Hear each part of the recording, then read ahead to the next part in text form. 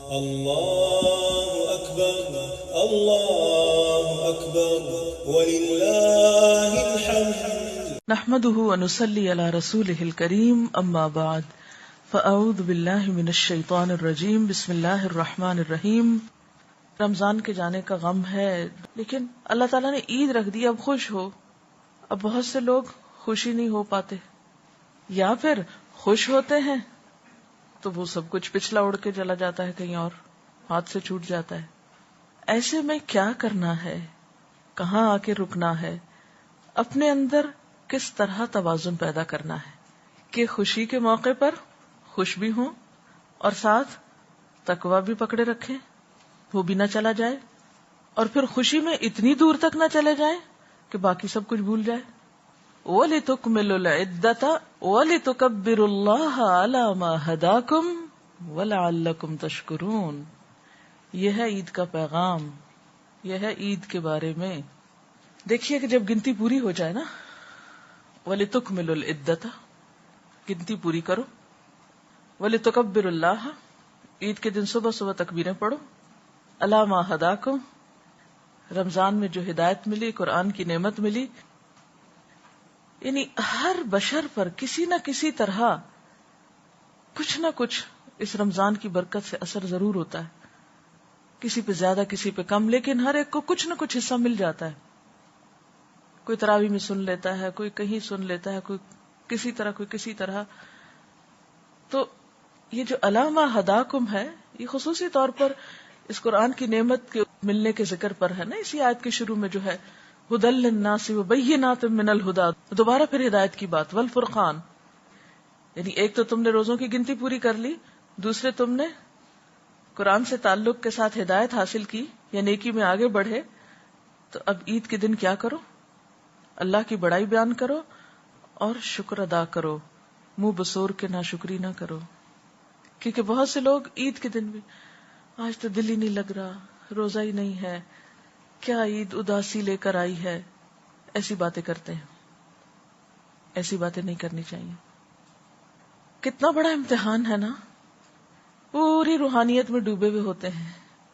اب اچھے کپڑے پہنو، اچھا کھانا پکاؤ، گھر سجاؤ، عید پڑھنے جاؤ، ملاقاتیں کرو، مہمانوں کو سرو کرو.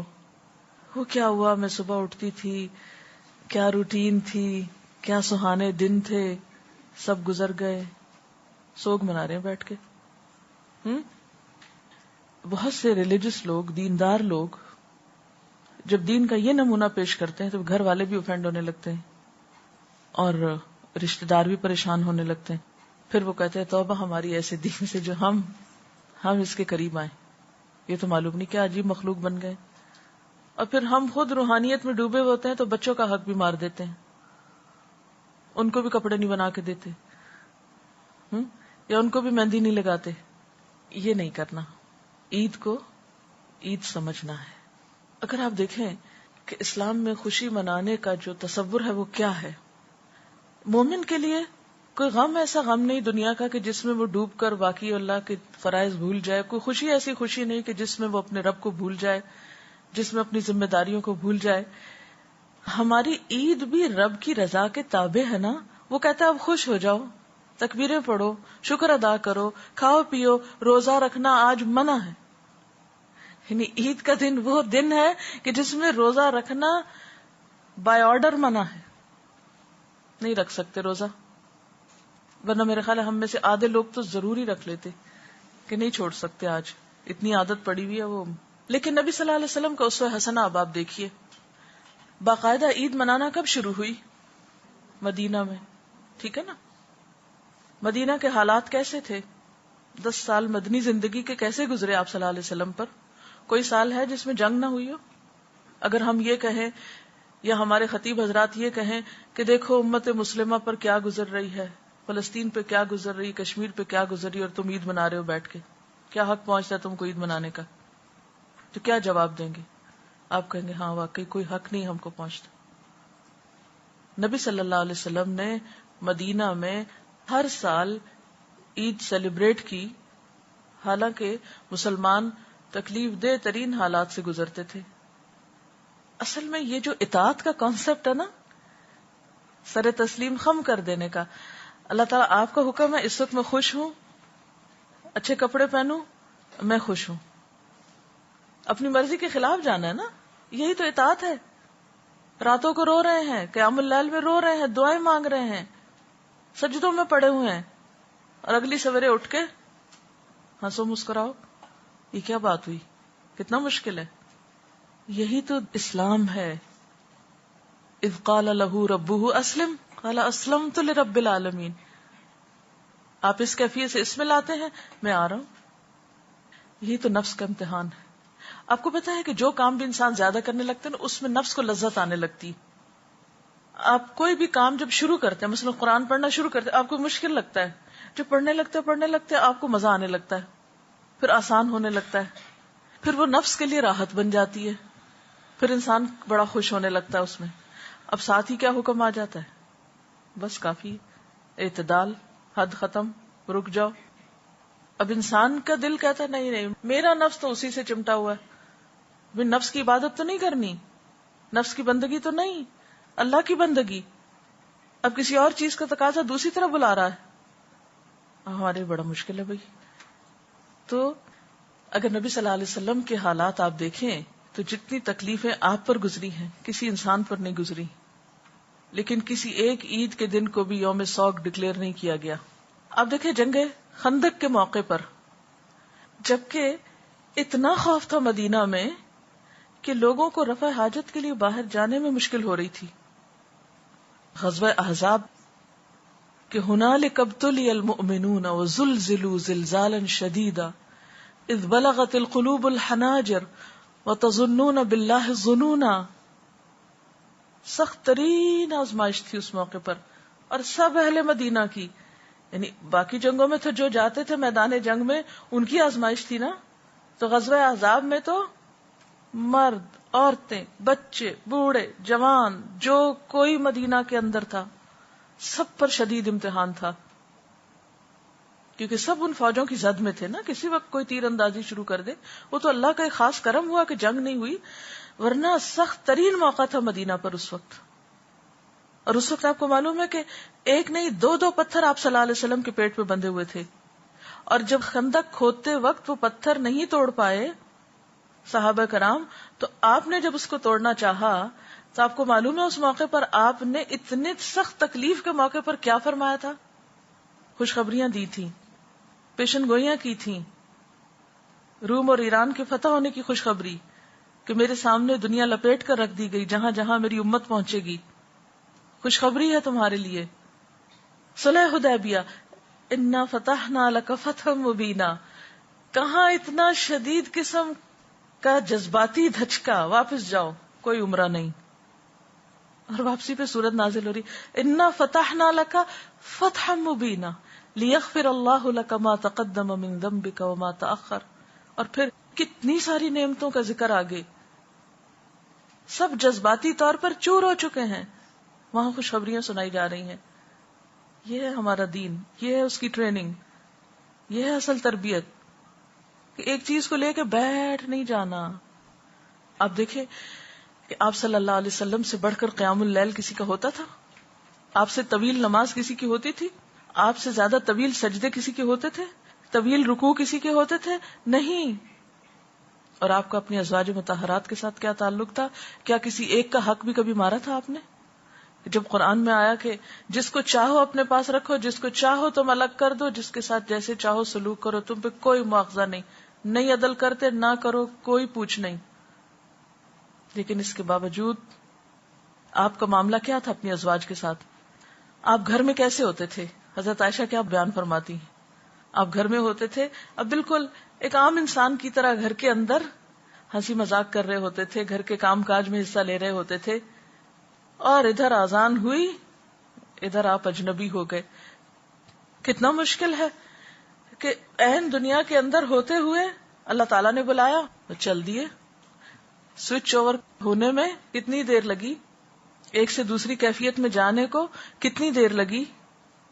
یہ ہوتا ہے مومن.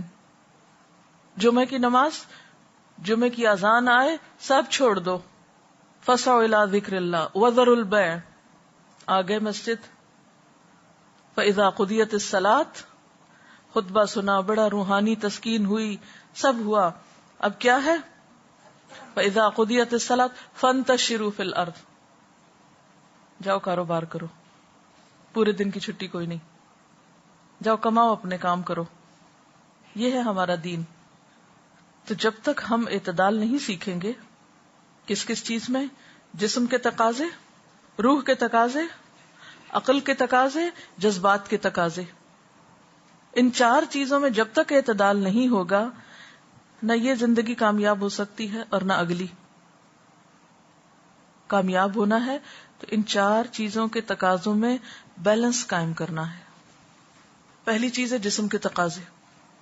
اب مزید آپ خود بھی غور کر سکتے ہیں، میں ہلکی ہلکی آپ کو راہ دکھاتی ہوں سوچنے کی، پھر آپ مزید خود سوچتے رہیے. جسم کے تقاضے، نہ تو اپنے آپ کو اتنا بھوکا رکھیں کہ آپ کی کمر ٹوٹ جائے، اٹھ کے بیٹھنا محال ہو، رنگ پیلا ہو جائے اور اتنے لاغر نظر آئیں، نہ سوئیں، نہ کھائیں، نہ پیئیں کہ آپ کسی کام کے لائق نہ رہیں.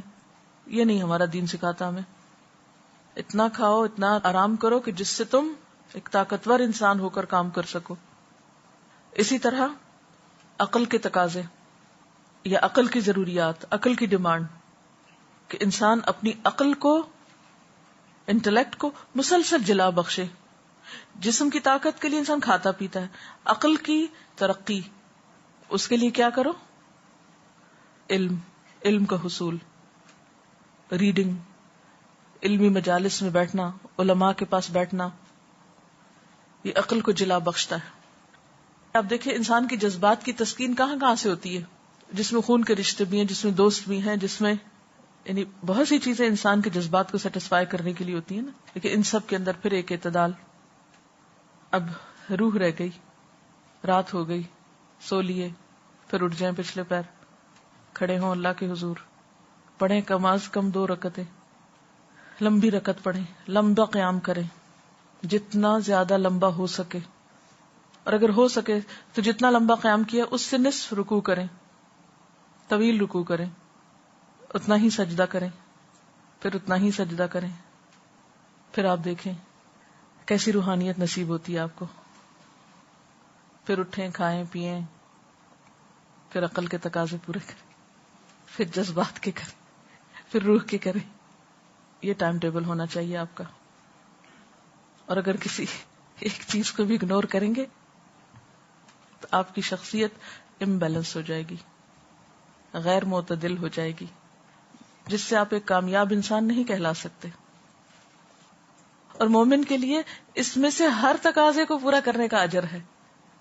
آپ کا کھانا پینا بھی عبادت ہے، آپ کا علم حاصل کرنا بھی عبادت ہے، آپ کا خدمت خلق کرنا بھی عبادت ہے، آپ کا اپنے رشتہ داروں کے حقوق نبھانا بھی عبادت ہے، آپ کا پھر اللہ کے حضور گڑ گڑانا بھی عبادت ہے.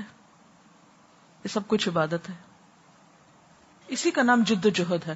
اسی توازن کو پکڑتے رہنے کا نام جد و جہد ہے. یہی جہاد ہے اصل. نبی صلی اللہ علیہ وسلم کی شخصیت کیوں جامع، کیوں نمبر 1 ہے؟ اسی وجہ سے ہے. یہ سارے پہلو ہیں نا آپ کے اندر.